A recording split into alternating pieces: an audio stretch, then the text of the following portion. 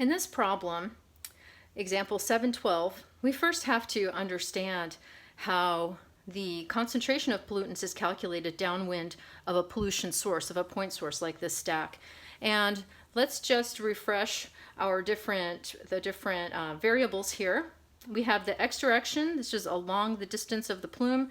We have the y direction, which is the width of the plume, and then the z direction, which is the height of the plume. Okay, and so remember we have this kind of approximation of a Gaussian distribution. So even though the plume might move around, in general, we can imagine that the highest concentrations are occurring here in the middle and much lower concentrations at the edges of the plume.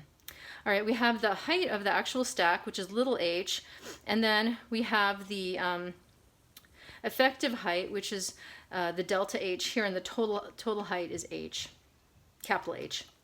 Okay, and in our Gaussian plume equation, we're solving if we have looking at a pollutant concentration anywhere downwind, and it can be anywhere along the x-axis and also anywhere along the y-axis. And this is the complete equation, 7.45, that gives us that concentration anywhere downwind.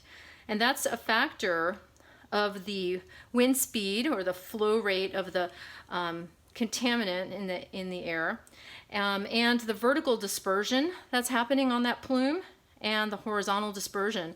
And then these two sigma factors here are going to be influenced by the stability of the air. Okay, and those are really the standard deviation of that Gaussian distribution, but those are going to change, and we see those values in figure 750, or we can calculate them with equation 747 or 748, or we can find them from table 7.9 based on our stability class and the distance that we're looking for. Okay, and then h is that total height. So for the condition where we are directly along the axis and we're not moving in the right, in the horizontal direction at all, just downwind, then we have c as a function of just x and not y, so y is 0 in this case.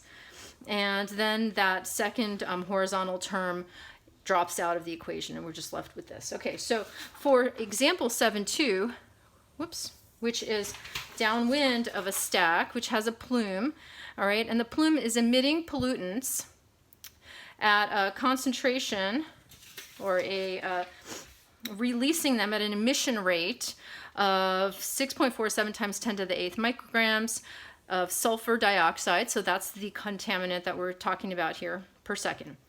Okay, the stack's 300 meters tall. Wind speed is measured at the 10-meter anemometer, okay, and the wind speed is 2.5 meters per second there.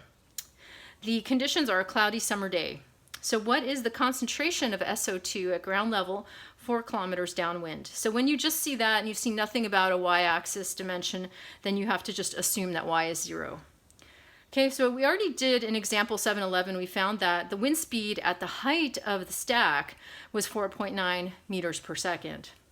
Okay, and at 4 kilometers, we also can find from table 7.9 that sigma y is 359 meters. So that's kind of the width of the plume is a way to think about that. And sigma z, or the height of the plume, is 216 meters at that 4 kilometers distance. Okay, and so for at the location 4 kilometers downwind, we're going to plug into this equation here, and we have our Q value. We know our wind speed at the height of the stack. We know sigma y and sigma x. And then again, here comes into play the height of the stack. And we just solve for this equation, and we find that the concentration downwind, 4 kilometers downwind of our source, is 206 micrograms per cubic meter. And we can convert that with the equations we've used before, accounting for temperature, assuming standard temperature and pressure. We can convert to 0.109 parts per million by volume, SO2. How does that compare to air quality standards from the National Ambient Air Quality Standards? Well, the 24-hour concentration benchmark is 0.14 parts per million, but the annual average should be less than 0.03 parts per million. So if this is just a one-time event, then we're okay because it's less than the 0.14. But if this is an average emission rate that we have in our original problem, then this is too high.